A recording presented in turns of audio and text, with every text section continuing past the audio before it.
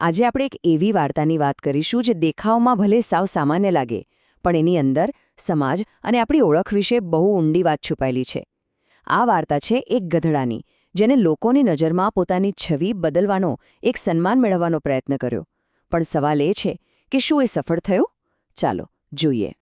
બસ આ એક જ વાક્ય આખી વાર્તાનો પાયો છે. આ વાક્ય આપણને એ દુનિયામાં લઈ જાય છે જ્યાં આપણો મુખ્ય પાત્ર એટલે કે પેલો ગધેડો જીવી રહ્યો છે. એક એવી દુનિયા જ્યાં એનું સ્થાન પહેલેથી જ નક્કી કરી દેવાયું છે, છેક તળિયે સૌથી નીચે. હવે જુઓ, આપણું આ ગધેડું આઝાદ છે. એ કોઈનો ગુલામ નથી. પણ એની આ આઝાદી છે ને, એ એક પ્રકારનો ભ્રમ છે. કારણ કે એ એક એવા પાંજરામાં કેદ છે જે દેખાતું નથી. એ પાંજરું છે સમાજની ધારણાઓનું, લોકોના વિચારોનું.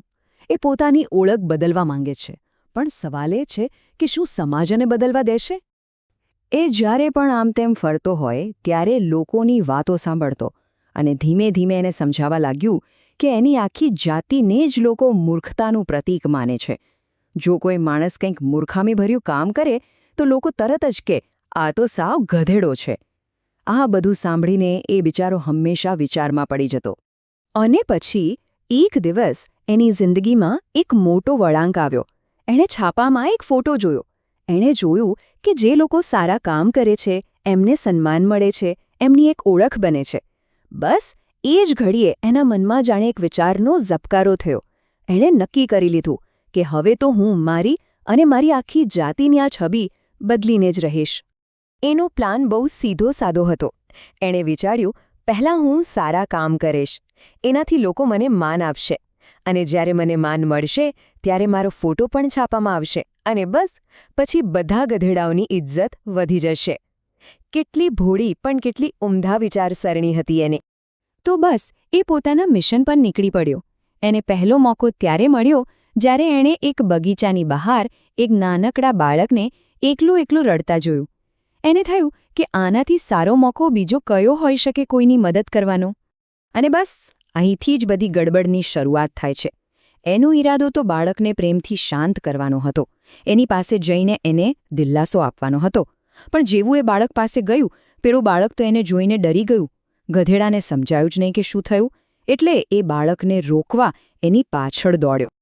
હવે ત્યાં ભેગા થયેલા લોકોએ શું જોયું? એમણે જોયું કે એક ગધેડો એક નાના બાળક પાછળ દોડી રહ્યો છે.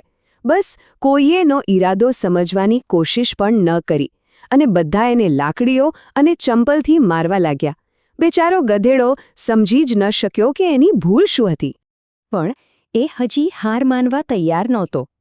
એણે એક કૂતરાને જોયો જે એના માલિક ઘરે આવ્યો ત્યારે એના ઉપર કૂદીને પ્રેમ વરસાવી રહ્યો હતો. ગધેડાને લાગ્યું કે હા, આ જ સાચો રસ્તો છે લોકોનો પ્રેમ જીતવાનો. એટલે એણે એ જ કૂતરાની નકલ કરવાનું વિચાર્યું. એ દોડીને એક માણસ પાસે ગયો અને પોતાના આગળના 2 પગ સીધા એના ખભા પર મૂકી દીધા. પણ સમસ્યા એ હતી કે એ કૂતરો નહોતો, એ ગધેડો હતો. એનું વજન અને કદ એટલું હતું કે પેલો માણસ એનો ભાર સહન ન કરી શક્યો અને ગભરાઈને નીચે પડી ગયો. અને ફરી એકવાર એ જ થયું. એનો સારો ઈરાદો એક હુમલામાં ખપી ગયો. પેલા માણસે ડરીને ઊભા થઈને એને ખૂબ માર્યો. હવે એની નિરાશા અને ગૂંચવણ બંને વધી રહ્યા હતા. એને સમજાતું જ નહોતું કે દુનિયા એની સાથે આવું કેમ કરી રહી છે. હવે આવ્યો ત્રીજો અને સૌથી નાટકીય પ્રયાસ. એણે જોયું કે રસ્તા પર એક વિદ્યાર્થીનો કાર સાથે અકસ્માત થયો છે અને લોકોનું ટોળું એને ઘેરી વળ્યું છે. ભીડ એટલી હતી કે કોઈ મદદ એના સુધી પહોંચી શકે એમ નહોતી. એના મગજમાં એ વખતે એક જ વિચાર હતો, ગમે તેમ કરીને પેલા ઘાયલ વિદ્યાર્થીને બચાવવો છે. અને આ માટે એણે પોતાના સૌથી જૂના અને શક્તિશાળી હથિયારનો ઉપયોગ કર્યો, એના પાછલા પગ. એણે ભીડને હટાવવા માટે લાતો મારવાનું શરૂ કરી દીધું. અને આ એના પ્રયાસોનો સૌથી કરુણ અંત હતો. મદદ કરવાની એની સૌથી ઉતાવળી કોશિશનું પરિણામ એને સૌથી ભયાનક સજાના રૂપમાં મળ્યો. પહેલેથી જ ગભરાયેલા લોકોનો બધો ગુસ્સો અને ડર એના પર ઉતરી ગયો અને એને અધમુઓ થાય ત્યાં સુધી માર્યો. તો આ બધી ઘટનાઓ આપણને શું બતાવે છે? એક પેટર્ન તો સ્પષ્ટ દેખાય છે નહીં? ચાલો આ દુઃખદ પેટર્નનું થોડું વિશ્લેષણ કરીએ અને સમજીએ કે આખરે સમસ્યા હતી ક્યાં. આ કોષ્ટક જુઓ. આ એક કડવું સત્ય આપણી સામે મૂકે છે. દરેક વખતે ગધેડાનો ઈરાદો એકદમ સારો હતો, પણ સમાજના મગજમાં જે પૂર્વગ્રહની દિવાલ હતી એની સાથે એના ઈરાદા ટકરાઈને તૂટી ગયા. લોકોએ ક્યારે હકીકત જોઈ જ નહીં, એમણે તો બસ પોતાની ધારણાઓને જ સાચી માની. અને આ જ આ વાર્તાનો સૌથી મોટો વ્યંગ છે. ગધેડાના કામ કેવા હતા એ એના ઈરાદાથી નક્કી નહોતા થતા. એ તો લોકોના મગજમાં એની જે છબી પહેલેથી બનેલી હતી એનાથી નક્કી થતા હતા. લોકોની ધારણા જ એના માટે વાસ્તવિકતા બની ગઈ. તો હવે આટલી બધી પીડા, આટલી બધી નિષ્ફળતા પછી પેલો ગધેડો શું વિચારતો હશે? એનો અંતિમ વિચાર આપણને આ વાર્તાના મૂળ સુધી લઈ જાય છે. આ એના અંતિમ વિચારો છે, જે ખરેખર હૃદય કંપાવી દે એવા છે. આટલું બધું થયા પછી પણ એ હજી એની ભોળી દુનિયામાં જ જીવે છે અને હજી પણ એ જ વિચારે છે કે મારું ફોટો છાપામાં કેમ નહીં છપાય?